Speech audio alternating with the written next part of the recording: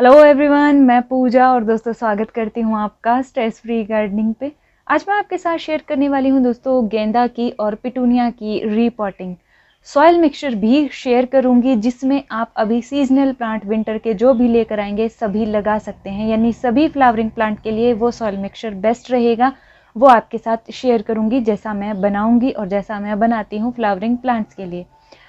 और साथ में दोस्तों वैसे मैं जो ये परमानेंट प्लांट मैं लेकर आई थी वो भी आज ही रिपोर्ट कर लूँगी, लेकिन उसकी वीडियो कल आपके साथ शेयर करूँगी। अगर आप भी परमानेंट प्लांट जो कि अभी नहीं लाने चाहिए थे या डोरमेंसी में जाने वाले हैं और आप ले आए हैं मेरी तरह, तो उनको कैसे रिपोर्ट करना है वो कल हम शेयर करेंगे। कुछ प्रॉब्लम्स भी आपको बताऊंगी दोस्तों जो इन प्लांट्स में, सीजनल प्लांट्स में आती हैं और उनका आपको ध्यान रखना है कि। चलिए दोस्तों वीडियो शुरू करते हैं।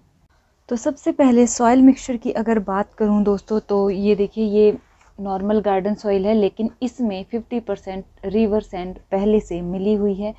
रिवर सैंड को लेकर कई बार सवाल आता है, तो रिवर सैंड वही जो कंस्ट्रक्शन में काम आती है, ये वाली मिलानी होती है। अगर आपकी सॉइल चिकनी है फिर आप ये नहीं मिलाएंगे, फिर आप कोकोपीट का ही इस्तेमाल करेंगे। तो कोकोपीट और कंपोस्ट दोनों मैंने बराबर मात्रा में ली हैं। ये देखिए, कोकोपीट और वो कंपोस्ट बराबर बराबर मात्रा में ली हैं और इनको इसमें मिलाऊंगी मैं।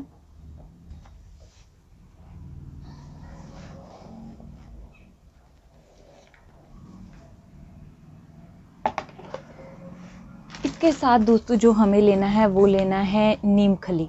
नीम खली जो है वो इंसेक्टिसाइड, फंजीसाइड दोनों का काम करती है। मिट्टी में बैक्टीरिया, जो बैड बैक्टीरिया होता है, फंगस होती है, उसको ख़त्म करने का काम करती है। तो ये मैं 2 मुट्ठी तक इसमें ले रही हूँ। तो ये सॉइल मिक्सचर सभी फूलों वाले पौधों के लिए बेस्ट रहता है दोस्तों। आपको ऐसे ही बनाना है। सारी चीज़ों की मात्रा यहाँ पर बराबर हो गई है। कोकोपीट आप कम भी लें अगर आपकी गार्डन सॉइल बहुत अच्छी है, पोरस है, बाउंड नहीं होती है, इकट्ठा नहीं होती है, तो आप इसकी मात्रा कम लें। रिवर सैंड की मात्रा उसमें थोड़ी बहुत ऊपर नीचे भी कर सकते हैं। और कंपोस्ट अगर आप वर्मी कंपोस्ट लेंगे तो ज़्यादा बेहतर है। गोबर की खाद भी अच्छा काम करती है। अगर आप पत्तों की खाद लेते हैं तो वो और भी अच्छी रहती है। अगर आपको मिल जाए तो वो भी ट्राई कीजिएगा। पत्तों की खाद बेस्ट रहती है सीजन के फ्लावरिंग प्लांट्स के लिए, यानी विंटर के जो फ्लावरिंग प्लांट होते हैं उनके लिए।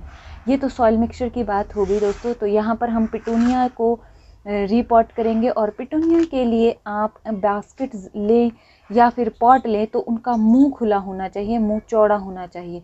यहाँ पर मैं इस तरीके की बास्केट का इस्तेमाल करूँगी पिटूनिया के लिए। देखिए, इसका मुंह काफ़ी खुला है।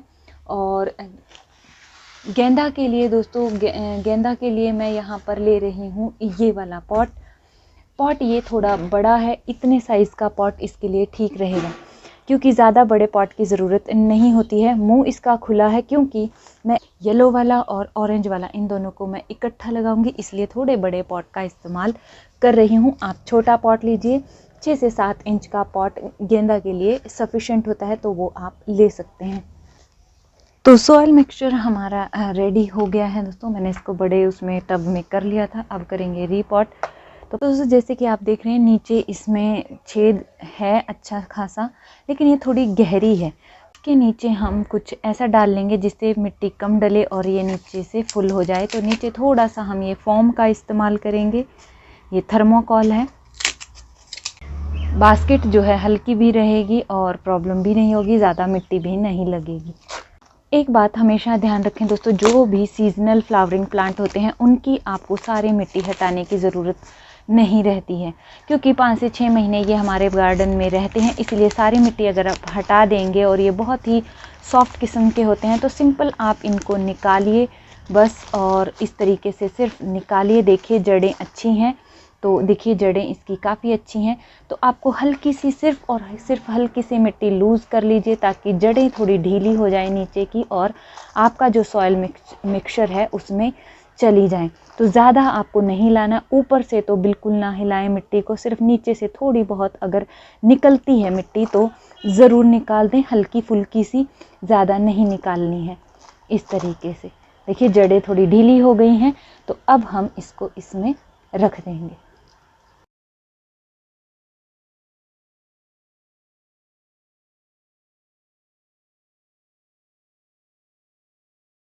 अब आपको एक बात ध्यान रखनी है, जैसे ये फ्लावर अभी छोटा प्लांट है और फ्लावर आ रहा है, तो फ्लावर्स को आप पिंच करते रहें कुछ टाइम तक, ताकि इसकी जो ये ग्रीन ग्रोथ है और इसकी जो नई नई स्टेम्स हैं वो ज़्यादा डेवलप हो सके।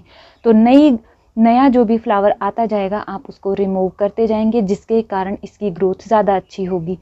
तो स्टार्टिंग में अभी जब आप लेकर आएँ, रिपॉट करें, तो जो इस तरीके से फ्लावर खिल जाए साथ के साथ निकालते रहें। या बर्ड बन रहे हैं बहुत छोटे प्लांट पर, तो आप उन बर्ड्स को भी या छोटे छोटे जो बर्ड बनेंगे उनको भी निकाल सकते हैं, ताकि ग्रीन पार्ट की पत्तियों की और स्टेम्स की ग्रोथ हो। जब ज़्यादा स्टेम्स होंगी तो फ्लावर बाद में ज़्यादा आएंगे, और फिर आप उनको पिंच करते रहिएगा। एक एक फ्लावर जो भी खिलकर मुरझाता जाए उनको पिंच करते रहिएगा, बास्केट पूरी फुल हो जाएगी।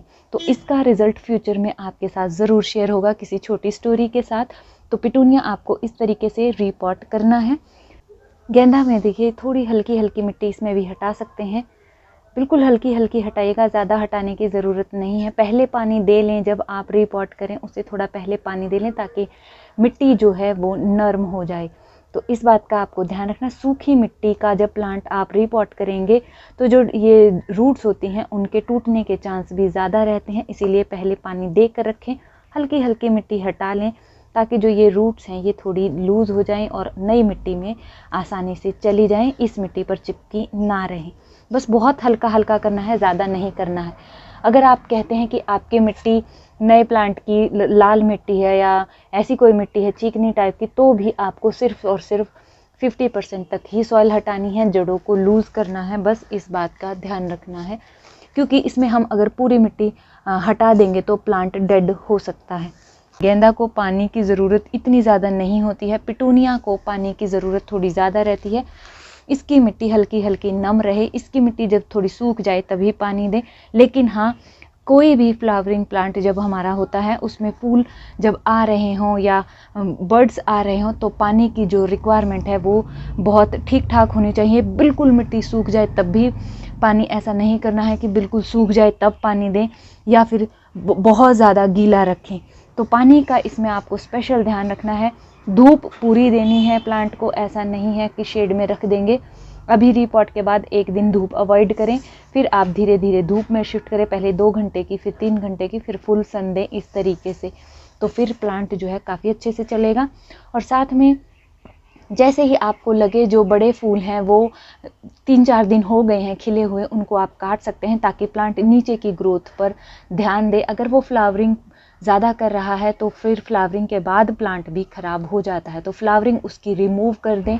1-2 फूल हैं तो रिमूव कर सकते हैं, बर्ड्स को छोड़ दें, लेकिन फ्लावर 1-2 दिन खिल चुका है तो आप काट सकते हैं, ताकि वो ग्रोथ नीचे की तरफ करे, अपनी रूट्स को डेवलप करे स्टार्टिंग में, और प्लांट जो है आगे जाकर बहुत अच्छे से सर्वाइव कर पाए। इस तरीके से पिटूनिया पर और गेंदे पर एक प्रॉब्लम भी आती है दोस्तों, और वो आती है कुछ इस तरीके की प्रॉब्लम। ये देखिए, इस पर आपको ये सफ़ेद धारियाँ नज़र आ रही होंगी।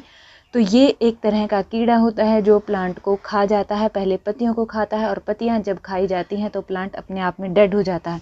छोटे प्लांट पर ये प्रॉब्लम हो जाए तो बहुत जल्दी प्लांट जो है ख़राब हो जाता है। तो जब भी आपको ऐसी पत्तियां नज़र आएँ, आप उनको हटाइए, इंसेक्टिसाइड का स्प्रे कीजिए या नीम ऑयल का स्प्रे कीजिए। ये गेंदा पर, पिटूनिया पर, और जितने भी सीजनल फ्लावरिंग प्लांट हैं उनके साथ साथ ये आपको सब्जियों पर भी देखने को मिलेगा। अगर आप सब्जियां लगाते हैं तो भी इस बात का ध्यान रखिएगा। इस तरीके के इंसेक्ट इन दिनों आपको अपने गार्डन में देखने को मिल सकते हैं। पत्तियों पर ये सफ़ेद धारियाँ नुकसानदायक हो सकती हैं। ये सफ़ेद धारियाँ नहीं हैं, इनके अंदर छोटे छोटे कीड़े होते हैं जो पत्तियों को खा जाते हैं, जिसके कारण पौधा जो है खाना नहीं बना पाता है और डेड हो जाता है। तो इस चीज़ का आपको ध्यान रखना है ज़रूर से ज़रूर। ये रिपोर्टिंग शेयर करने का एक रीज़न ये भी था कि आपको प्रॉब्लम भी बता दूं कि क्या क्या प्लांट्स में होती हैं। अब रिपोर्टिंग हो गई है, अब हम इसमें डाल देंगे पानी, और एक बार बहुत अच्छे से पानी देंगे। कोई खाद देने की ज़रूरत आपको नहीं रहेगी पूरा सीज़न।